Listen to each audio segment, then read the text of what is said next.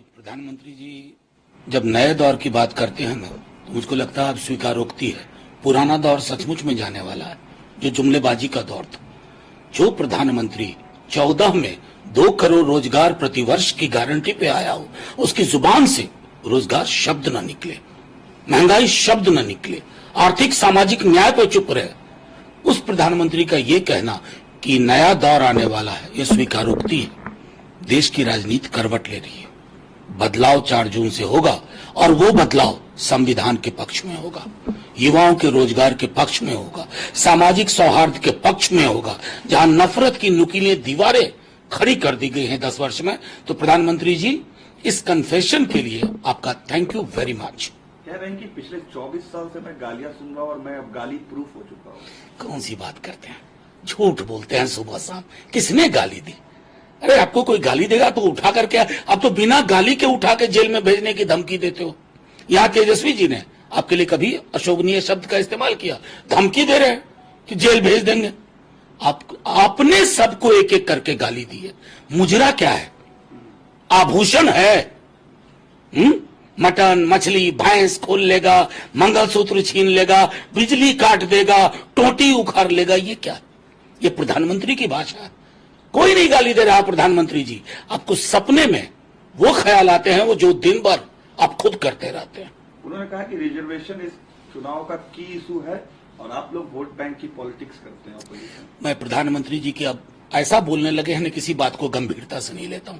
Reservation खत्म करने में प्रधानमंत्री जी आपकी महती भूमिका है। आरक्षण के अंदर 15-16 जो संविधान की धारा है, सरकारी नौकरी में आरक्षण है। आपने सरकारी नौकरियां कितनी दी है? आरक्षण तो यूं ही खत्म कर दिया। हाँ, आपके लोगों ने तो प्रियम्बल तक बदलने की कोशिश की। मैं सदन में था। आपको सोशल जस्टिस से घृणा है, सामाजिक न्याय से घृणा है, सेक्युलरिज्म से घृणा है, आपको उन तमाम प्रगतिशील विचारों से घृणा है जो नागपुर का विधान इजाजत नहीं देता। अगर आपको इतनी ही हिम्मत थी ना, तो आप कहते बंच ऑफ थॉट के लेखक गुरु जी गोलवलकर से हमारा कोई ताल्लुक नहीं है। आप नहीं कर पाएंगे। प्रधानमंत्री ने आज बंगाल में रैली की, संभवतः आखिरी रैली होगी इस चुनाव से लेकर। उन्होंने कहा है कि 3 से 80 सीट पर हम लोग पहुंचे और मैक्सिमम सक्सेस हमें बंगाल में मिलेगा। नहीं, ये देखिए लोकतंत्र की खूबसूरती क्या है ना, ये पार्टी 2 सीट पे थी, आप सरकार बना लिए, तो ये जो अर्श से फर्श पे पहुंचाने का काम जनता करती है। जनता ये समझ गई है कि आपने सिवाय नफरत, घृणा और जुमलेबाजी के कुछ भी नहीं दिया, कुछ भी नहीं दिया। 0 सन्नाटा। तो जनता को क्या चाहिए? परोस के आप ये कहिएगा कि इससे घृणा करो, उससे घृणा करो। जनता थाली देखती है, जनता अपने बच्चे का रोजगार देखती है। उस पर आपकी चुप्पी प्रधानमंत्री जी आपराधिक है।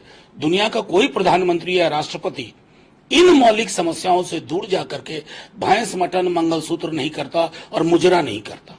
आखिरी चरण से पहले प्रधानमंत्री कन्याकुमारी जा रहे हैं, मेडिटेशन करेंगे 31 से 1 तक। देखिए, इतना गाली गलौज प्रधानमंत्री ने किया है ना, इतनी अपशब्द का इस्तेमाल किया है। मैंने कई उदाहरण दिए। अपने विपक्षियों को कहा मुजरा करते हैं, भैंस खोल लेगा, बिजली काट देगा, टोटी उखाड़ लेगा। उसके बाद उनको मेडिटेशन की सचमुच जरूरत है।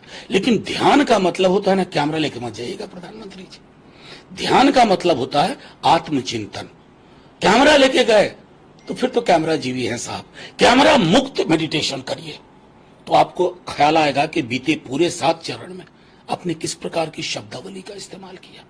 उसके लिए प्रायश्चित भी कर लीजिएगा उस मेडिटेशन में, वो ज्यादा उचित है। बाकी ये वाला जो ट्रिक है ना, ये घिस काफी चुका है। इसलिए मैं बार बार आग्रह कर रहा हूं कि बिना कैमरे के प्रधानमंत्री जी आप ध्यान में जाइए। हमें कोई विजुअल्स नहीं चाहिए, बहुत सारे विजुअल्स है आपके, तब समझूंगा कि आपने ध्यान किया है।